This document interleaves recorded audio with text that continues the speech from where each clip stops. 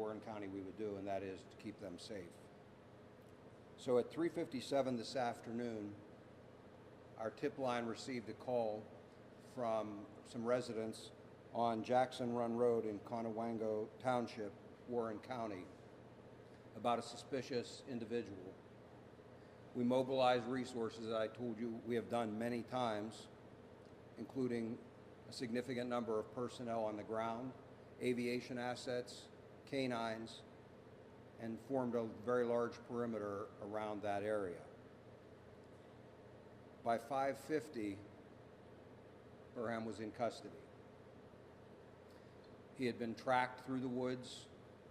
As he approached, allow me to look at the name of the road here, Logan Road, he encountered perimeter troopers there, attempted to prone out and hide, and was approached from behind by members of the Marshals, the Border Patrol, and Pennsylvania State Police CERT.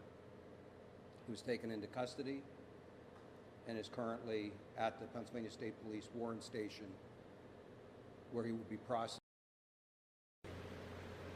I want to thank the residents of Warren County and the surrounding area for their patience through all of this.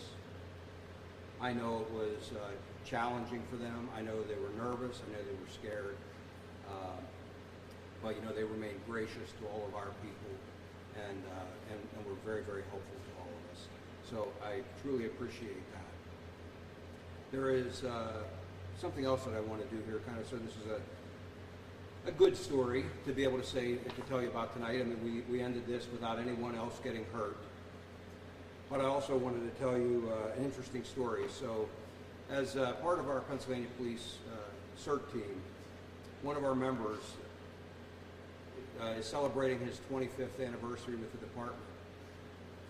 He came in this morning and told me that, sir, it's my last day with the department and with CERT.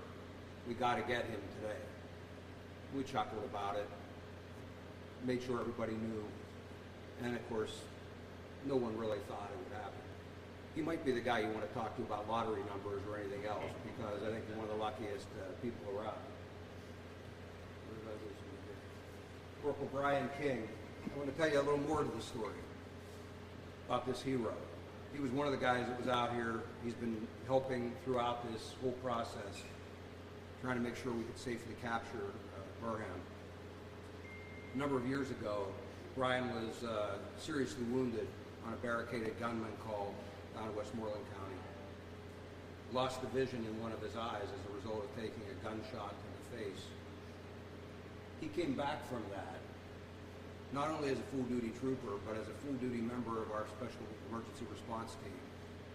Has been an active duty member ever since, and I'm proud to call him my friend. I'm going to miss him here with the department, but I think it was meant to be that you were back here today and here to participate in this capture. I want to recognize Brian.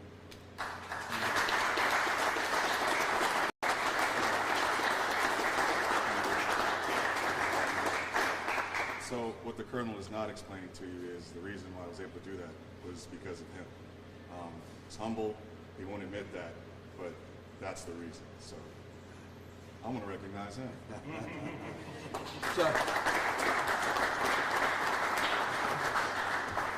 So the only other thing I would tell you is that our investigation continues into any assistance that Burham may have received,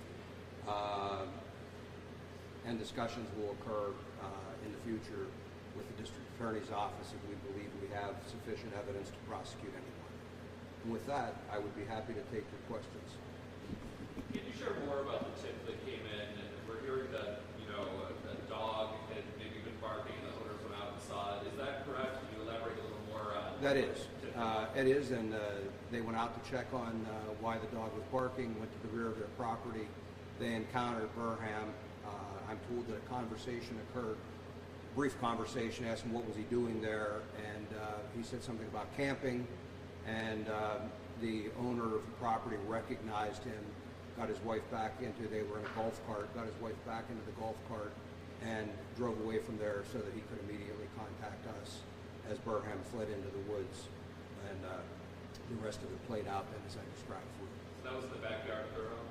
Yes. He was saying all week, we're waiting until he makes a mistake.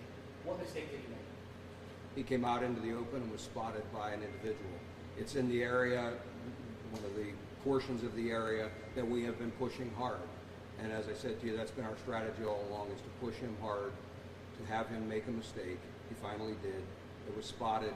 You all had a hand in that by getting the word out and making sure that people knew what he looked like, who he was, and that they needed to call us right away. And they did exactly what we asked and what you asked of them. And so he's in custody. What was his physical condition when you found him? He's been on the run for over a week now. Looks tired and worn out, as we thought that he might. He's still wearing his prison pants turned inside out. He was dirty, wet. Do you seem malnourished or dehydrated or anything like that? I don't know that I would call him malnourished. It's hard to tell from just looking at him. Again, I would characterize his condition as worn out. Were there words exchanged from him that you can share with us? Did he say anything? We're not going to discuss what was said there. Again, he's being taken back to the station. There will be an interview done there, and he'll be processed and Can you give us incarcerated. any additional details about how he was able to survive for this long on his own? Was there any equipment with him? Did he have anything in his possession when you found him? He did not have anything in his immediate possession. We will be searching the area to ensure that there is still nothing else there. Over time, he did have access to some equipment that was out there. You know, I told you about bags that were recovered.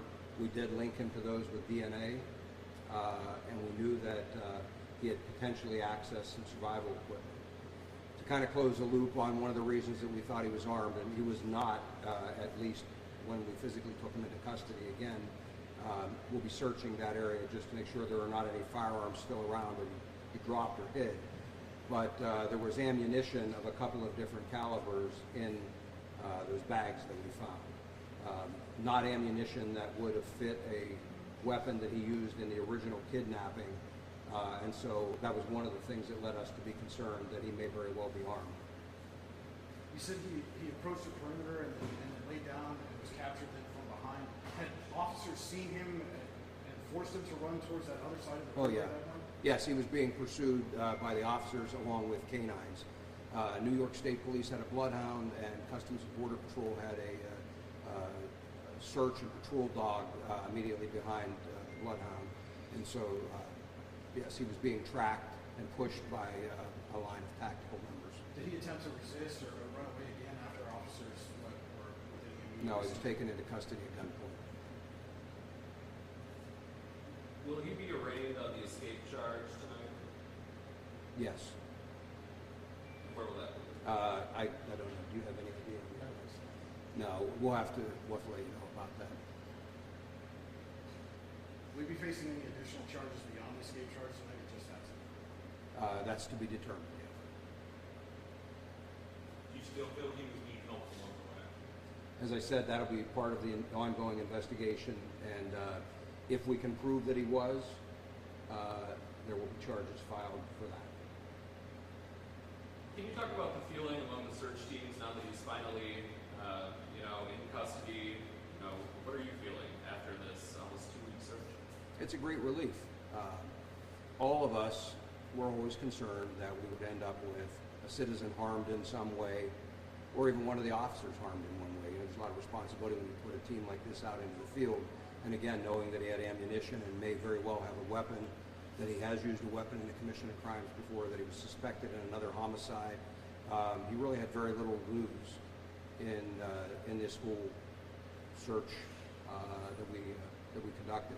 And so it would not have been a surprise to me if there had been a violent encounter at the end. And so you're always worried about things like that. So to not have that play out, it's a good day.